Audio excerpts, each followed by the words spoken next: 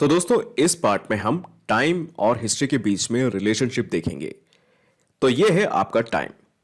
अब सवाल है टाइम और हिस्ट्री के बीच में क्या रिश्ता है।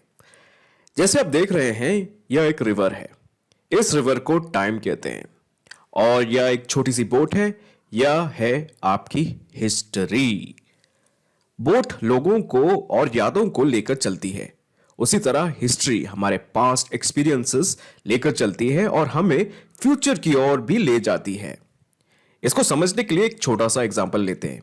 आपको घबराना नहीं है, इसमें बहुत सारे कॉन्सेप्ट्स आपको समझ में नहीं आएगा, बट आपको ध्यान देना है। तो यहां पे हम इंडिया का जो रिलीजन है वो कैसे इवॉल्व हुआ टाइम के साथ, वो देखने वाले हैं। ठीक है, एक छोटा सा एग्जांपल है, ध्यान दीजिए। तो यह है इंडिया का नक्शा, करीब 3400 साल पुराना। उस समय आर्यंस ज्यादातर नॉर्थ इंडिया में रहते थे, पर्टिकुलरली नॉर्थ वेस्ट पे। वे रहते थे सप्त सिंधु रिवर्स यानी इंडस और उसकी छोटी नदियों के पास।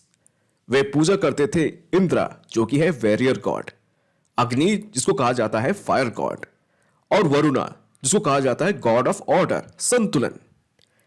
तो यह है यज्ञ।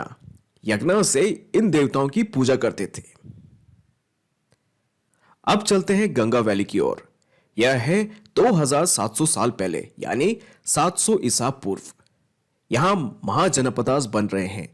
अभी आपको महाजनपदास क्या है समझ में नहीं आ रहा, आगे के लेक्चर्स में आपको समझ में आ जाएगा। यह है उपनिषद का दौर। अब ध्यान सिर्फ यज्ञ पर नहीं बल्कि मेडिटेशन पर भी गया है। लोग सवाल पूछने लगे, ब्रह्मांड यानी कि यूनिवर्स क्या है, रियलिटी क्या है, मैं कौन हूं। इन सब चीजों के बारे में लोगों को जानने की जिज्ञासा बढ़ने लगी। यह समय था इनवर्ट रिफ्लेक्शन का। अब लक्ष्य था मोक्ष यानी कि लिबरेशन का।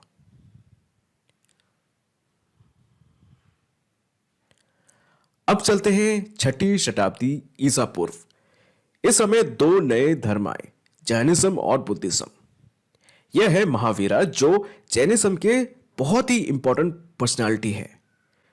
जैनिज्म दो कंसेप्ट्स में मानता था, पर्टिकुलरली वो है अहिंसा, जो कि है नॉन वायलेंस, और बहुत सारा स्ट्रिक्ट डिसिप्लिन पे भी मानता था या जोर देता था। अब चलते हैं बुद्धिज्म की ओर। यह है आपके गौतम बुद्ध, जिसने बुद्धिज्म की स्थापना की थी।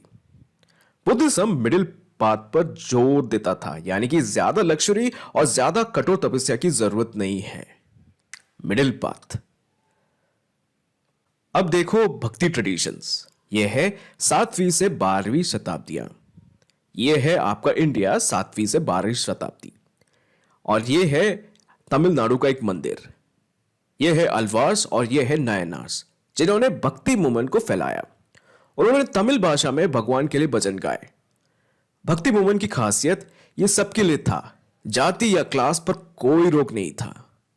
अब चलते हैं 8वीं से 15वीं शताब्दी। यह है इंडिया, मुगल और अन्य इस्लामिक किंगडम्स का दौर, और इसी समय तंत्र का जन्म हुआ।